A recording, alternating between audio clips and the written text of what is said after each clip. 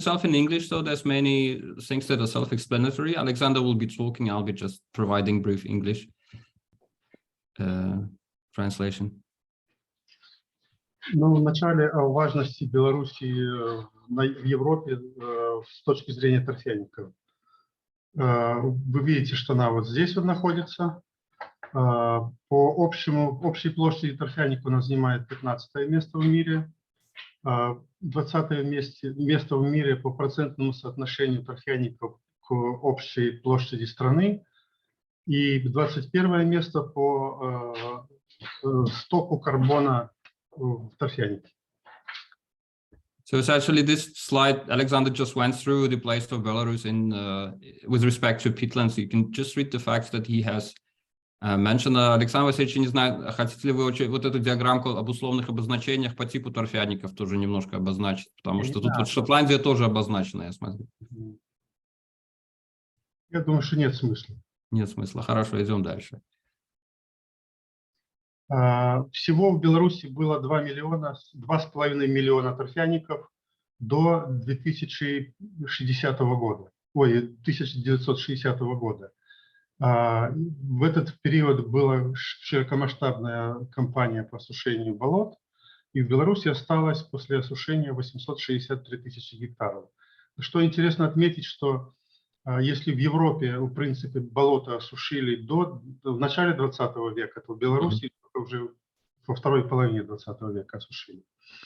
So that's just to let you know how it looked like in Belarus before year 1960. It had 12% of natural peatlands, and then there was a massive campaign to drain them and extract peat and do agriculture. And Alexander says that what's interesting is Europe, main Europe, like Germany and other temperate peatland countries who had peatlands, have completed their drainage well before that they did in the beginning of the century, actually between the two wars, while Belarus actually completed its drainage campaign well after the Second World War. Идем дальше? Да. Теперь о самих торфяниках, которые оказались нарушенными и которые необходимо восстанавливать. Значит, у нас считаются нарушенными и подходящими для восстановления, для повторного заболачивания. Это торфяники, на которых завершена добыча торфа. Это 255 тысяч гектаров. Вот они. Затем торфяники, выбывшие из сельскохозяйственного использования, которые были осушены для сельского хозяйства, но оказались неэффективными, и их забросили. И около 24 тысяч гектаров – это лесная мелиорация. So essentially, when it came to restoration, so just to explain, Belarus had always been a state-driven economy. Essentially, what happened, the drainage had been done by central government. Agriculture and peat mining had always been owned by central government. And so at some point, these peatlands actually were either depleted or finished their function in agriculture due to loss of fertility. A part of the peatlands had been also used in forestry. So essentially the three categories made up a stock of peatland that a scientist working with us actually started to consider for restoration the total area of almost like 500,000 hectares, which is substantial. And you can see the breakdown. So some of them coming from those that were extracted, some of them coming from those that were used in agriculture, and then the remained in forestry. И кроме этого у нас еще есть около 300 тысяч гектаров, которые считаются естественными болотами, но у них нарушен частично гидрологический режим, который тоже нужно восстанавливать.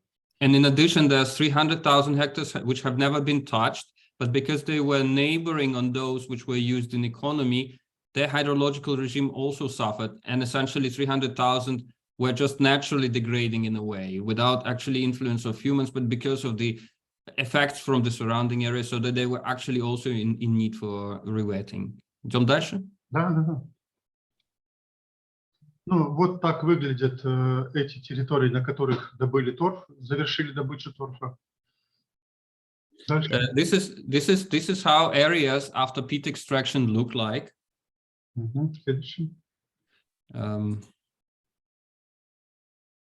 Вот так выглядят территории, на которых проведено для лесовосстановления осушенные верховые болота.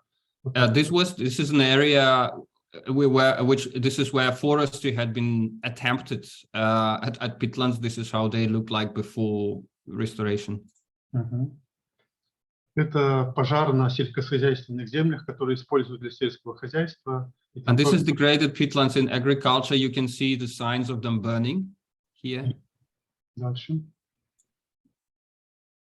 Ну, это естественное болото, которое у нас считается естественным еще, но на которых нарушен гидрологический режим из-за некоторого количества каналов, которые были проложены иногда, и которые работают уже 50 и 70 лет. And this is this last category of what could be called like natural mires, but with disrupted hydrological regime. And you can see trees here because they, in the natural state, these trees shouldn't be existing here. The hydrological regime would be such that they would not be able to take up. Здесь растет уже вереск, а не сфагновые мхи. So it's overgrown. Sphagnum moss is completely, it's the succession, the moss succession is such that sphagnum moss is disappearing. So that's a sign that actually a natural peatland is getting. Калюна растет. Вереск калюна. Но это я не переведу, наверное. Может, вы знаете. Ну ладно, идем дальше, я думаю, да? Да. Следующий, да? Да, про проблемы. Но основные проблемы – это выделение диоксида углерода в результате минерализации, не пожаров, а просто минерализации, сухой торф. Затем самое главное – это торфяные пожары, биологическое разнообразие значительно уменьшается, и около таких крупных болот нарушается гидрологический режим не только на самом болоте, но и на окружающих территориях. So that's essentially the summary of problems that abandoned peatlands represent if they are not restored. In Belarus, it also includes the element of radioactivity because of Chernobyl. Once these areas are on fire, then actually there's also a release of radioactivity into the air. And there's a natural process of mineralization. You certainly know it.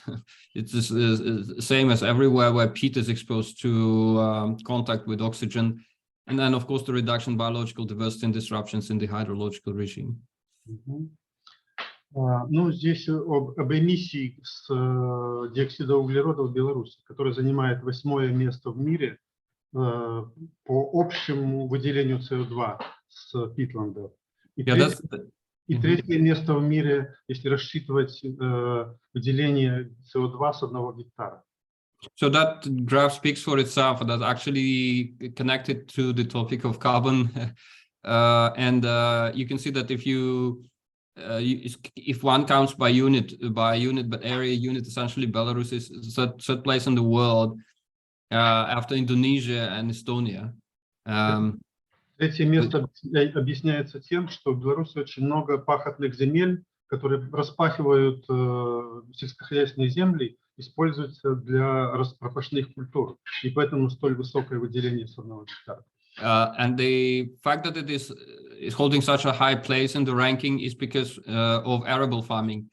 The scientists have come up with the conclusion that essentially arable farming is one of the most devastating with respect to the CO2 emissions. So once they, in addition to draining and then using them in arable farming, the release is enormous. So that ends up with even though by total numbers it's in the third ranking per unit, it is actually ending up pretty high.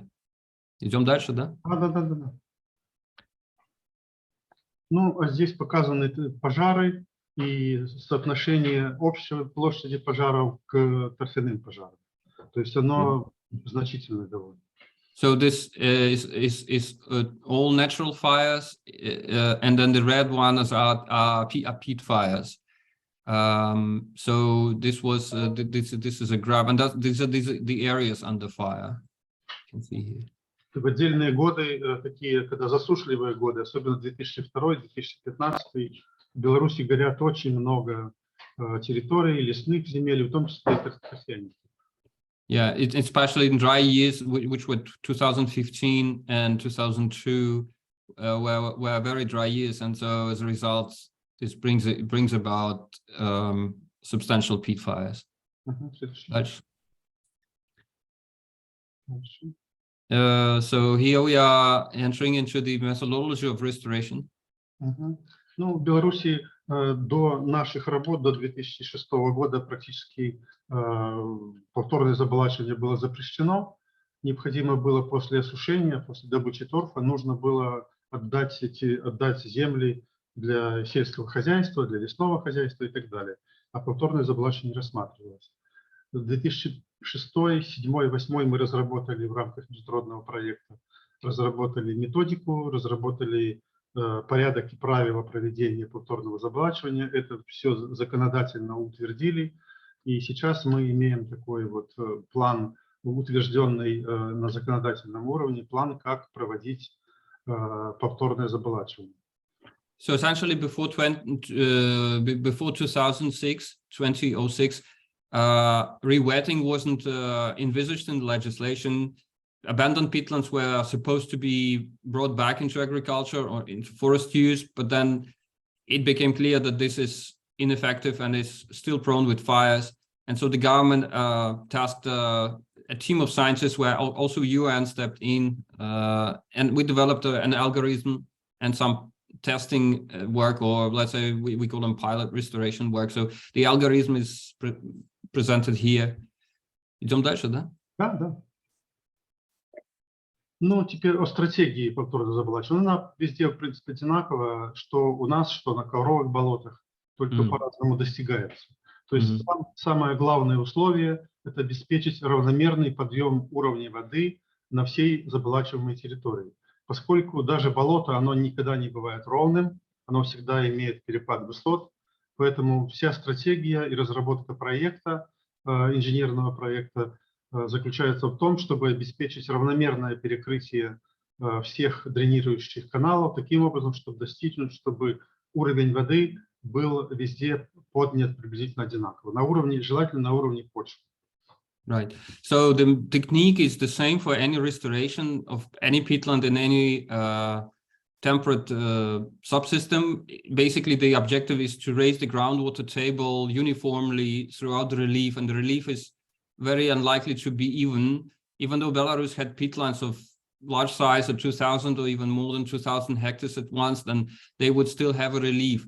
And that would require certain measurements and certain mathematical modeling as to where and how the drainage ditches and the drainage canals would need to be closed, so to speak, or blocked, so that actually you can achieve in a cascading effect, you can achieve a more or less uniform raise of the groundwater table to ideally to the soil level. So that would actually trigger the restoration. So that's the main principle, so to speak. Дальше идем, да? Да. Ну, на переходных болотах, transition mire, и низинных болотах fen mire, там достаточно просто. Там обычно перепад высот составляет на 1,5 метра или 1 метр на 1 километр. И поэтому здесь просто рассчитывается таким образом установка плотин, чтобы перекрыть сам канал, а вода уже протекает по окружающей поверхности, течет, не затрагивая канал. Это низинное болото, да? Низинные и переходные тоже. Низинный переход. Там перепад невысокий, то есть 1 километр. Он нарисован в правом углу. 1,5 метра. Да. So essentially, then in Belarus we had two main types of peatlands: the fen mire. Transition mires had also been grouped together with fen mires, and then the raised bogs. And so here we're talking about fen mires and transition mires, and their main characteristic is that they have relatively low change in slope. So it's like 1.5 meters per 1 kilometer. And in that case, essentially, it makes things easier to rewet, because essentially you create dikes, you block them in a way where you don't need many of them. You can place them at large distance across this drainage ditches and canals, and so you can expect that the water is just going to overflow more or less monotonously and cover a large area. And groundwater table and stay at the soil at the level of soil. Следующий. Например, на такое болото Гречино-Старобинское, оно 3000 гектаров. И здесь перепад высот 1 метр на 2 километра. И мы здесь обошли всего лишь 6 плотинами, 6 дамбами, перекрыли 3000 гектаров. So as one example, it's a single mile, 3,000 hectares, and it's a fan. And because the relief is relatively flat, its slope is 1 meter elevated per 2 kilometers. Essentially, they only need six blocks altogether for the whole system, and the 6 blocks had been enough to raise the groundwater table in the whole mile at once. Следующий.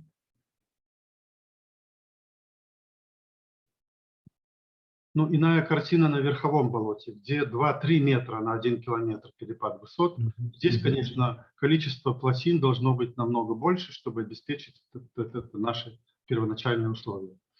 So and then it becomes different for raised bogs because the change in slope is 2-3 meters per kilometer, and you can see the multitude of engineering facilities, as they call them in Belarus, the dikes and ditches, the dikes and blocks, and in order to achieve the same objective, to raise the groundwater table monotonously in the cascade, as a cascade effect, but throughout the whole area. So much more work is needed.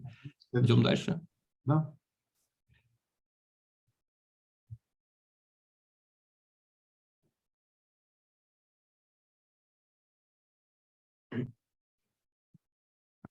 Алло, Александр Васильевич? Да, что-то не получается? Нет, получается. Вы не видите слайд? Не вижу следующий. Ну вот, фотографии. Нету. У меня остался тот же. Да. Да. А этот? Нет. Старый остается. Sorry, we are having a bit of a technical problem. Alexander doesn't see the change. Can maybe Simon, can you confirm you see the change in slides as I page them up and down? Давай, может, я открою свой вариант. No, we can't. We can only see, yeah, the one with the slope of 2 to 3 meters per kilometer. All right. Okay, let me just give a try. Do you see my screen shared? We still see just the same screen, which is this disappeared. Максим, давай я попробую свой открыть, хорошо? Нет. Ну давайте, попробуйте свою, попробуйте со своей, хорошо. So we're trying, Alexander is going to open the same presentation from his computer. Okay.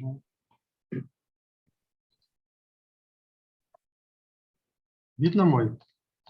Да, я вижу. We can see, yes? Yeah. Yeah, okay. Вот следующий. Значит, да, вот эти фотографии со самими перекрытиями. Да, да. Значит, там, где... Александр Васильевич, ну вам надо выбрать и нажать вот эту кнопку. Я буду листать сам. Хорошо. Угу. Значит, у нас, если воды очень мало течет на канале, можно построить простейшую деревянную перемычку из дерева и достигнем результата. Если воды значительно больше, ставим пластиковые дамбы, переливные. Если воды очень много, и она течет постоянно, то есть на реках, не на каналах, на которых раньше воды не было, а на старых речках там, или где постоянно будет течь вода, там каменно-набросные с этим самым, с шпунтовой стенкой. So essentially a flow through, meaning the capacity, velocity of the water, amount of water, flow through defines what technology is used. In the case where there's a small flow through and relatively little water is passing, then it's possible just to use wooden dikes. In some cases where there's a wider canal, then it's possible and it's recommended to use plastic piling dam. And for higher velocities, rock-filled dams, like you see in the pictures above. Вот один из примеров. Крупное большое болото Ельня, 20 тысяч гектаров. Нам пришлось строить 49 достаточно больших дам для того, чтобы перекрыть полностью все каналы. So that's an example of a large scale. It's one mile, which is 20,000 hectares in size, and they needed to build 49 dikes in order to close all the canals and raise the groundwater uniformly within the area. Вот приблизительно не так выглядит. This is the site. This is how it looks like in. Это уже после восстановления, насколько я понимаю. This is after. This immediately upon the completion of the works. It's before the nature kicks in, but it's once the works had been completed. So you can see examples of those. И длина отдельных плотин доходила до 50 метров. And some of the blocks had been as long as 50 meters. Потому что был не только сам канал, но и вот эта поверхность, которая здесь, она уже была высохшая и прогнулась к каналу. Если бы мы закрыли только канал, то вода потекла рядом и быстро размыла дамбу. Поэтому пришлось... Because the effect of drainage had been such that essentially not just a canal, water had been going not just through the canal, but essentially the banks of the canal had been such that they've been inclined towards the canal. So actually just closing it with a small sized dike would mean that the water would be actually passing by and going further, so that it wouldn't be able to achieve the effect of elevating an overflow through a larger area. Ну вот я то, о чем говорил, что вот сам канал, а здесь еще вот так вот понижение идет к каналу. So this explains this inclination of some of the dikes as a result of the work of the drainage canal, and that defines the need for these larger blocks. Практически на крупных болотах, там, где нужно было перекрыть каналы, мы всегда использовали земляные дамбы, простые земляные дамбы, чаще всего, и которые делались с помощью вот такого экскаватора. And in many cases, where это использовали земляные, когда маленький водоток был, да, то есть когда... Любой водоток, если непостоянное течение, то мы закрывали каналы с использованием экскаватора. So many canals also had, how do you call it, intermittent water regimes, meaning that they would have water at some point and then they would not have it at the other point in time. That means that the water erosion would be relatively small. So the less expensive way would be to actually construct ground or earth or whatever you call them, using natural material dikes like this. So that would be less expensive, and hydrologists and technologists would confirm that this would be sufficient to withstand the water without breakthrough. So you can actually, the picture below, эта картинка внизу, это показано уже после восстановления. Да, 15 лет после восстановления. Это та же самая дамба. So, what is above is at the time when it was constructed. What is below is 15 years after. Meaning you can see that everything became absolutely almost like invisible. So you have this sedges, and you have water standing at the level of the soil, which is ideal.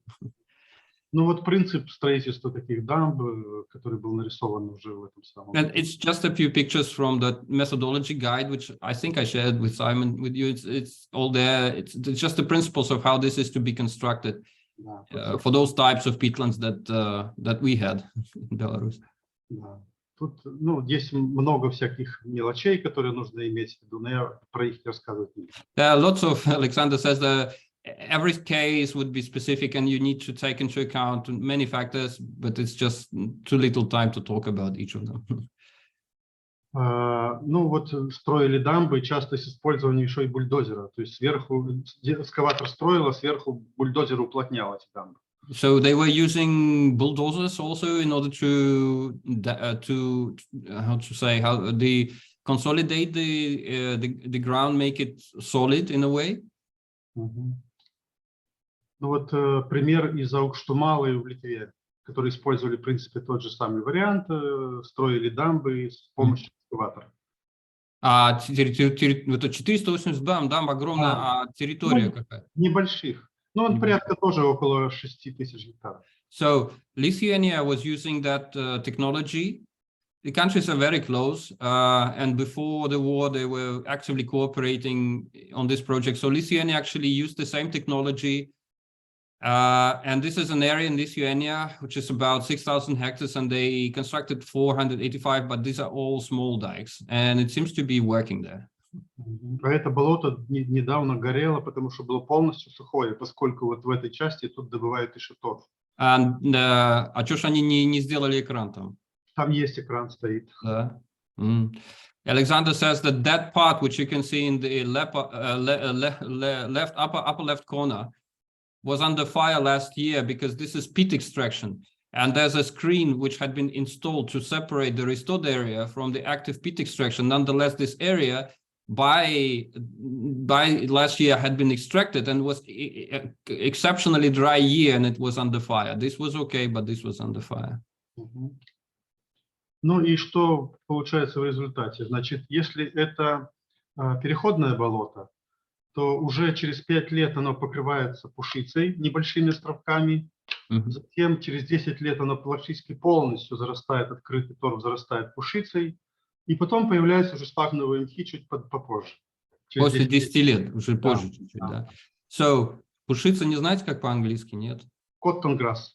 Cotton grass. So essentially, it's a fen mire after 10 years. So it's two symptoms of whether the fen had been restored. First is 10 years afterwards, you expect cotton grass. And slightly after that, year 12 or year 13, you expect sphagnowe mchi, да? Sphagnum. Yeah, sphagnum. That means that the wetland actually had been restored and is able to continue on its own. Если это низинное болото, вот видите, что оно полностью в осушенном состоянии, вначале оно покрывается водой, потому что на низинном болоте никогда не бывает ровно выбран торф. Там ложе было сложно, и в одном месте глубже, в другом меньше. Поэтому получается как будто открытая вода, и потом она зарастает рогозом, тростником, и уже только через где-то 30-40 лет появляются осоки, заменяют тростник. So essentially, fen mire, first a few years, like 3 up to 10 years, is underwater, and it looks like as if it is a lake rather than a wetland. But essentially, if you just let it be, eventually you have reeds starting up, and then after reeds you have asakana, к 40-му году, да? Карекс. So sedge. Но мы в прошлом году мы разработали новый метод. Ну, последние 5 лет разработали в рамках нового проекта новый метод восстановления низинных болот, ускоренное развитие. Мы сначала их дискуем, потом разбрасываем семена осоки и других растений болотных, собираем специальным комбайном. Мы купили комбайн такой. Затем и только потом поднимаем воду. И мы через год уже имеем практически нормальную... Осоку.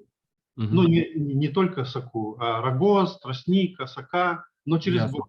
Не ждем... А вот это дискование, это, в принципе, просто смешивание почвы, да? То есть это... Дискование обязательно, потому что если простой этот самый, там сверху минерализованный слой торфа, на нем ничего не растет. So Alexander says that... So in the past 3 years, after observing how long it may take, they tried a new method whereby they realized that in the fen which had been degraded like here, the upper layer is mineralized sand, but below it is still peat. So they would mix it. They would actually use machinery in order to mix, so that you can actually come up with the soil which is more prepared to restoration. And while mixing, they are also adding the seeds of sedge and reeds. And he says that almost like by second year, they get this. Instead of 40 years, they get this. So with a little bit of improvement in the approach, you can get quicker results. Ну и на верховых болотах там все немножко сложнее. То есть вот открытое болото, потом первая стадия, когда немножко воды покрывается, но вначале опять же покрывается cotton grass'ом, и только потом появляется сфагнум между почками и занимает все пространство.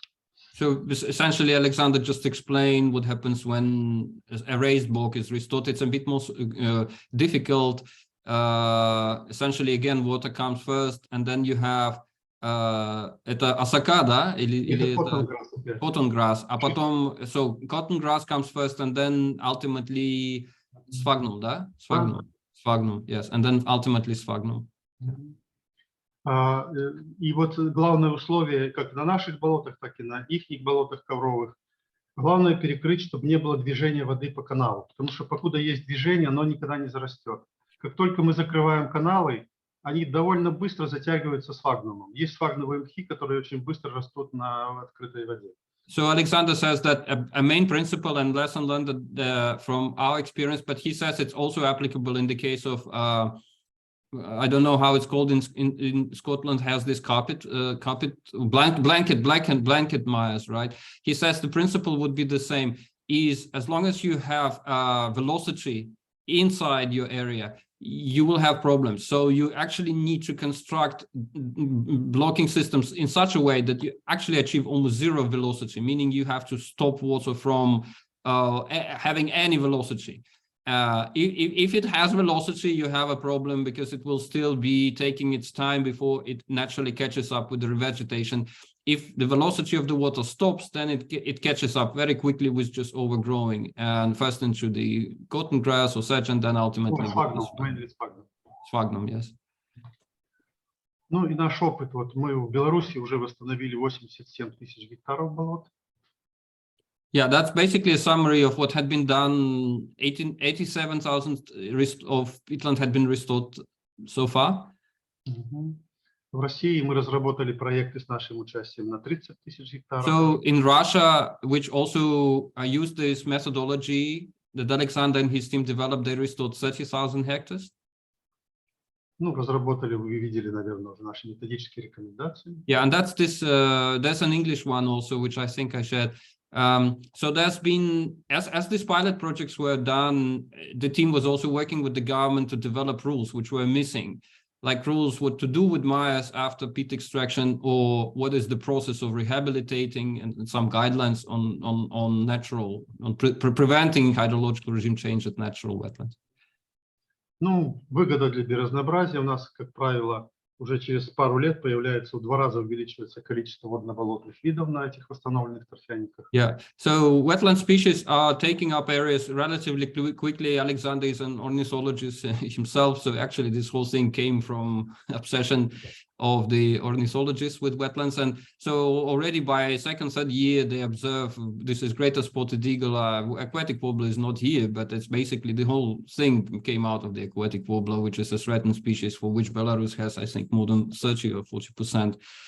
Yeah, a few other species here. Ну и самое главное для наших, так сказать, для правительства, для людей, это то, что эти торфяники перестают гореть практически сразу. And so, and another effect is that as long as these peatlands remain underwater, they don't burn. And you don't need to spend money on, yeah, and here's like a graph. So essentially our project kicked in 2004 or something.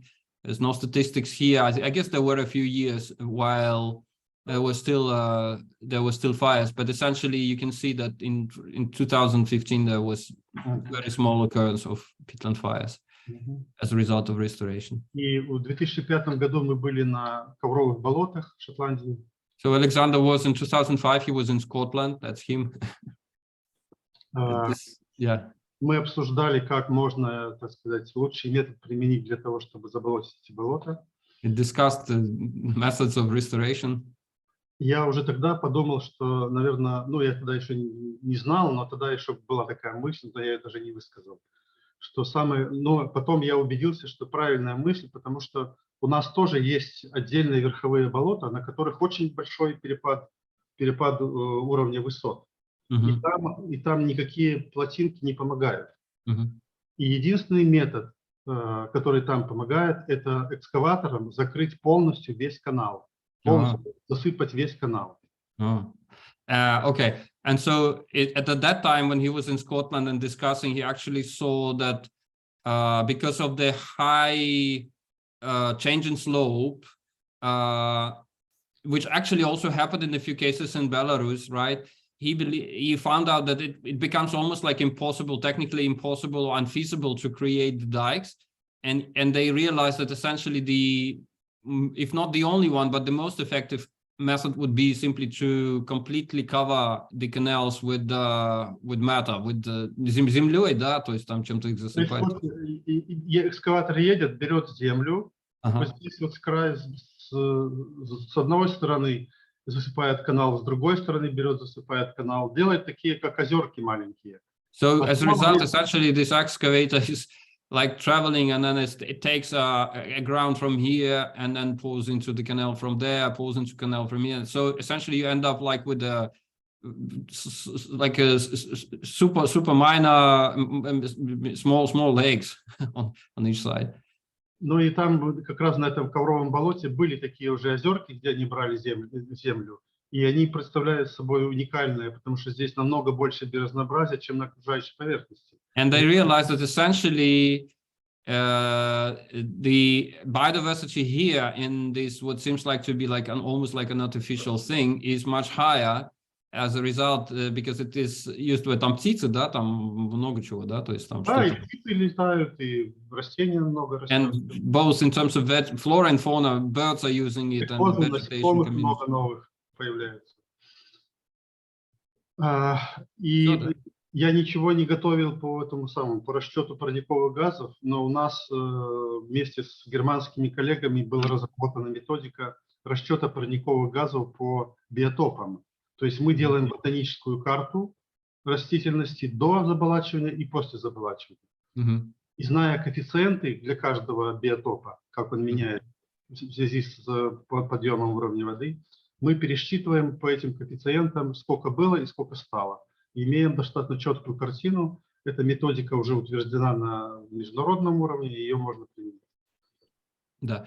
So essentially, Germany was working with the Belarus research institutes at that time. They created a methodology where they divided a wetland into biotopes, and for each biotope they would calculate the coefficient of greenhouse gas emissions under natural condition and under degraded condition. So it would be, this is like a clear typology of those biotopes and associated greenhouse gas emission coefficients.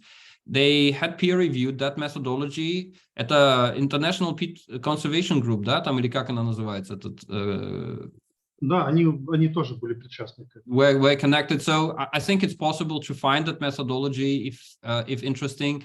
But that methodology was applied. There was an attempt actually to sell some of the carbon from Belarus, although it didn't end up anywhere because of the difficulties in the institutional and legislative context because of the state ownership.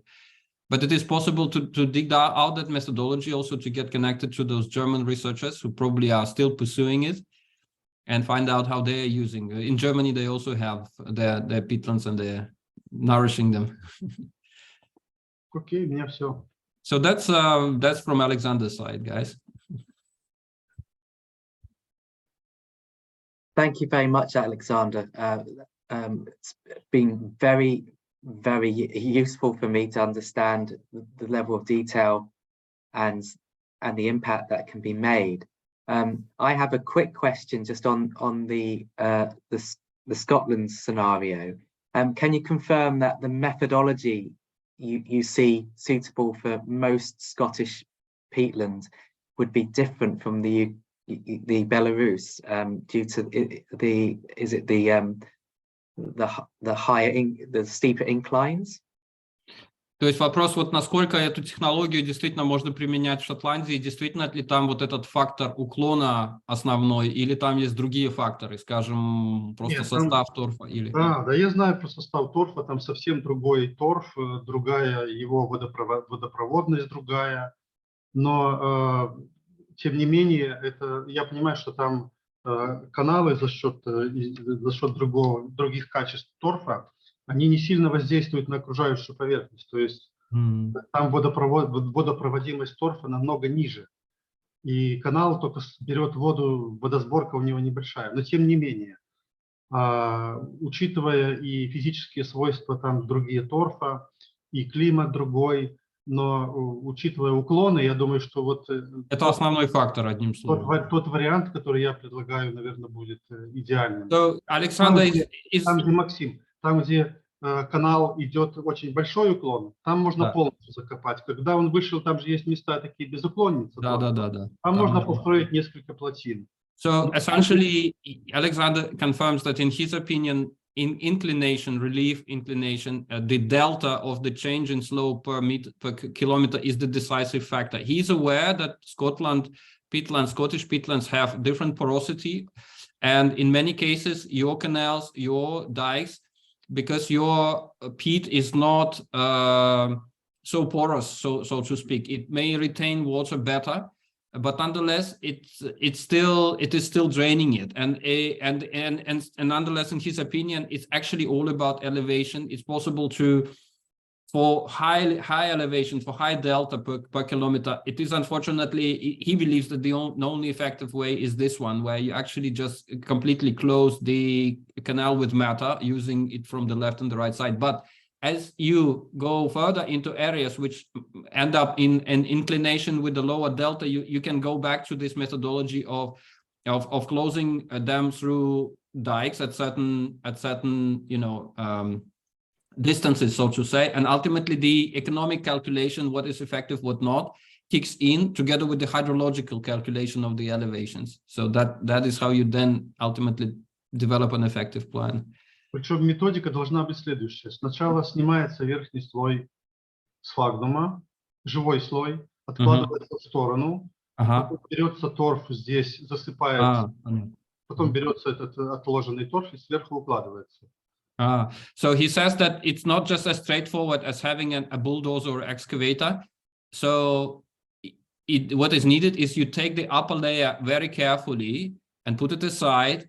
Then you take what is beneath, you use that matter, basically soil, and put it in the canal, and then use the upper layer, which you have left aside, and put it in the canal. So this is how it's carefully, it's a little bit not as straightforward as just digging and pouring in, but that's how it works in Alexander's opinion. Еще важно будет сделать вот это вот так вот сделать, закрыть канал вот таким образом. Yeah, and he also thinks that it's important that the canal is closed this way, whereby essentially there's no deflection, but it's actually like a concave shape of the matter on it, so that it actually spills over onto the banks. Yeah. Has anyone got any follow-up questions? Jan actually asked a question about actively replanting cotton grass and sphagnum, or are they reappearing? So no, I think partly Alexander explained in that tweaking of the methodology that essentially initially there was no replanting. There's no replanting as such, it's reseeding rather, but which they tried, and actually it helped to speed up substantially the process of renaturalization, indeed. Yeah, the reason why I was asking this is because we are also working in England on a number of lowland peatland restoration projects that are actually currently agricultural fields. So they look fairly similar to some of the pictures that you are looking at. And one of the major costs that we are facing is actually replanting the vegetation, or like the plants on once it has been restored. And yeah, that's a major barrier actually for these kind of projects for us, because it's such an expensive expenditure if you are trying to, translocate some sphagnum moss, or like have a sphagnum moss nursery and then grow some sphagnum moss and then put them on the peatland restoration projects. And we are trying to get our head around how to lower these costs for lowland pits. Александр, Ян говорит, что у них в Англии методика такая, что они закрывают каналы, восстанавливают, но почему-то считают, что потом нужно создавать такие, типа, как сказать, nurseries, то есть это они выращивают эти травы, они выращивают даже сам мох, а потом перевозят, и этот материал уже садят, то есть это не засевание, а это фактически рассадка, и он говорит, что это очень сильно удорожает, то есть он как финансист, он это дело финансирует, эти проекты рассматривает, и говорит, что основная компонента в этих бюджетах это вот то, что они вот предлагают, вот эту бодягу с Пересадкой растений, фактически пересадкой мха, что с нашей точки зрения, как он говорит, как у вас это видно, это в принципе нет смысла этого делать, в принципе. Не, если это канадская методика, когда восстанавливаешь верховое болото. Они берут на естественном болоте трактором, который специальный трактор для сдирания дернины, он очень быстро собирает мох, ну, в смысле верхний слой мха с естественного болота, потом перевозят в машинах, потом навозоразбрасыватели разбрасывают. А он говорил, что это на низинных болотах, на низинных, на низинных болотах это недорого. Это не имеет смысла. На низинных дорогах, болотах мы не берем сами растения, мы берем, мы купили в Китае, в Китае купили комбайн для сбора семян растений. Он очень эффективно за короткое время собирает огромное количество семян. Потом мы просто руками их разбрасываем очень быстро. 10 человек встали и пошли, разбрасывают. Но надо немножко продисковать почву, иначе... Ясно. So essentially, essentially Alexander says that what you described is well known in Canada, but they do it for the raised bogs because the collection of the native material, they don't do nurseries, they collect it from the raised bog, and essentially it's an easy in the raised bog case to actually remove a certain upper layer and then take it over and then spread it over another area. But he says that in the case, and that actually he knows that in Canada this is also very expensive, and it can be discussed whether it makes sense or not. They don't do it. But in the case of lowland or fen Myers, Alexander is convinced that it doesn't make sense to really do any replanting or retranslocation. So he said that what they do is, as he mentioned, they mix the soil before, meaning that he needs to, if the area is large, as you could see that some of these areas had been as large as 20,000 hectares. So essentially they would need to mix the upper mineral layer with the underlying remaining peat layer in order to prepare the soil. And that's one. Second, they do not do nurseries, but they have a Chinese machine which is collecting native seeds. So it goes through a native peatland and it collects seed material, and then they take it and then basically sometimes even manually spread it. Like they use 10 people in one day, these 10 people essentially spread that material, and after that they raise the water. So he says that it actually just defines two things. Is your objective is, if you want that to be very quick, this is you do it, because then you can achieve the effect like 2 or 3 years. If you don't, then you don't need to worry because the native material is still there. You just achieve the result in 10 or 20 years. That's the whole sort of defining factor. That's extremely interesting context. Thank you very much. В Канаде стоит верховое болото сделать быстро, стоит $500 на гектар. А у нас стоит $50. So raised bog restoration in Canada, Alexander's information is $500 per hectare. In Belarus, 10 times less. Ну, это у них с посадкой сфагнума. But that's because of, essentially the main component is because of the replanting sphagnum mosses. Yeah. And in Belarus, which organizations are driving the restoration of peatlands? Is there support from the state, as it is the case in Scotland, or is it mostly a privately led? Какие организации вот Беларуси, драйверы? Значит, у нас деньги получает UNDP, а разрабатывает проекты, инженерные проекты разрабатывают мелиоративные организации специальные, биогипроводхоз типа, выполняют сами работы районные организации, которые имеют технику специальную, мелиоративные организации. А все идеи разрабатывает академический институт. Yeah, so essentially it's like teamwork, because these peatlands are owned by the state. Essentially, there's a certain state enterprise behind it, be it a peat extraction or be it an agricultural cooperative, who are the project developers, so to speak. Or let's say, not project developers, they are requesting a development of the project. So they're initiating the project. sometimes they have funding on their own. Sometimes government gives them funding. Sometimes this is mixed with donor funding, like UN is giving funding for especially critical peatlands, which have high carbon potential or biodiversity potential. The funding is a separate thing. But then there's an engineering entity, which is it's the same institute which in 1960 engineered the drainage, is now used to engineer the restoration. You see, so it's a different reality for me as a person who's been living now for 23 years outside of that reality. I mean, I can compare. So yeah, it is a state institute dedicated just for engineering things on the ground. And in the past, it was engineering solutions for drainage. Now it is engineering solutions for restoration. Actual works, as you can see, not expensive and normally done by local construction companies. They would just get that engineering project from that engineering organization. Everything will be very clear to them, where to do what material to use, how to close the dikes. And Alexander uses his methodology together with that institute. So things are quite clear to them. And after that, they essentially, this is an enterprise, which is, может быть, Александр Васильевич, вы скажете, что происходит с ними, потому что на чьем балансе после восстановления, ведь они уже не используются в сельском хозяйстве или по добыче торфа, то есть что с ними? Практически все отдаем в лесное хозяйство. After they have been restored, all those natural areas reappearing, there was a question what to do with them, because you can apparently no longer peat extract, you can no longer do arable farming.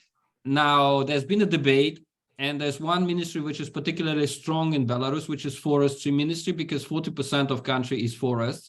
And they agreed to actually add those areas, even though these are not forests. This, as you can see, very open areas.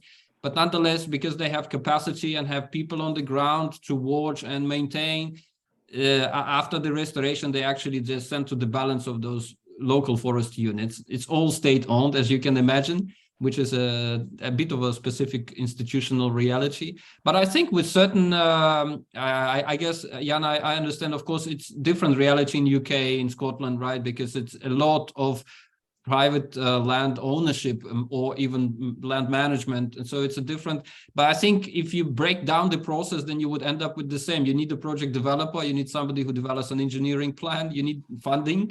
And you need to do, once you restore, then you need to understand who's going to take care, who's going to maintain, and what do you do with it. So essentially, same set of questions. It's just that the institutionally it might be decided in a slightly different pattern. Probably.